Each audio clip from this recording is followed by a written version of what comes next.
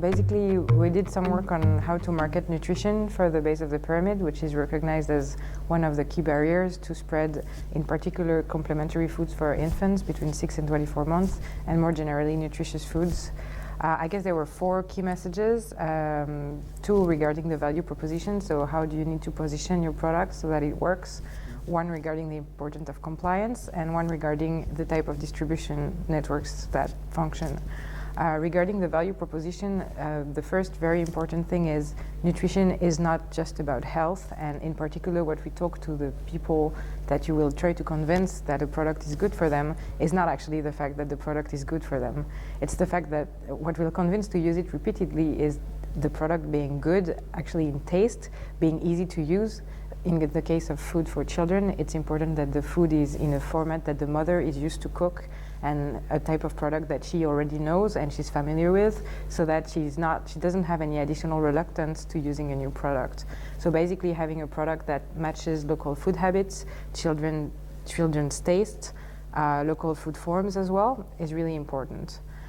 If these criteria are met, what we see is that mothers are really ready to spend more money on the food for their children if they know that food is good for the child, plus it's easy and convenient to use.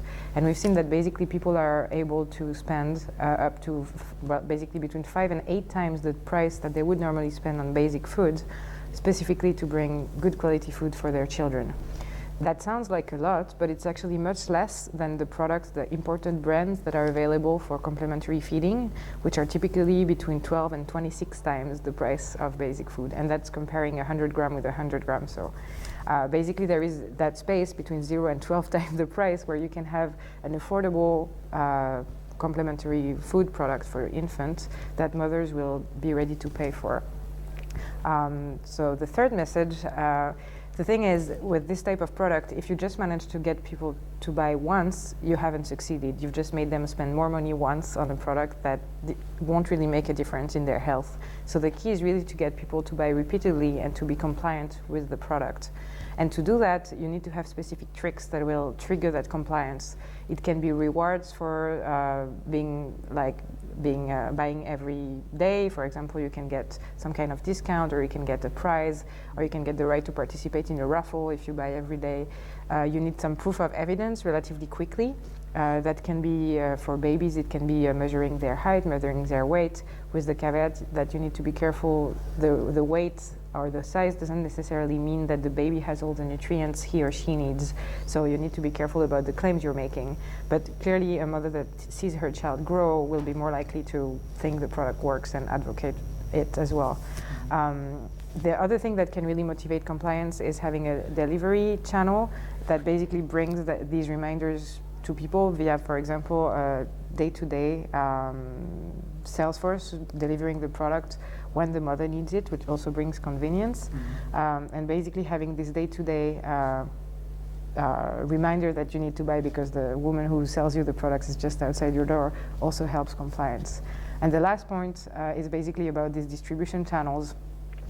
There is a big myth around we want to have distribution for the poorest via direct sales force that are from the local community.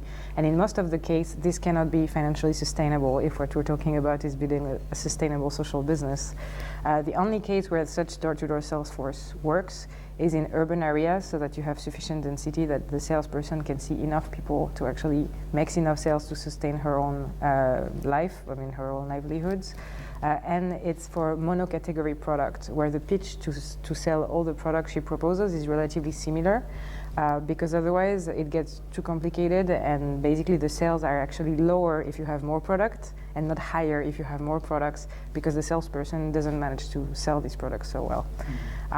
So basically going through retail is the way to go for either rural areas or for urban areas once the awareness is built on the product via this direct sales force. Direct sales force are really critical to create awareness on the product and make it then accepted in retail in urban areas.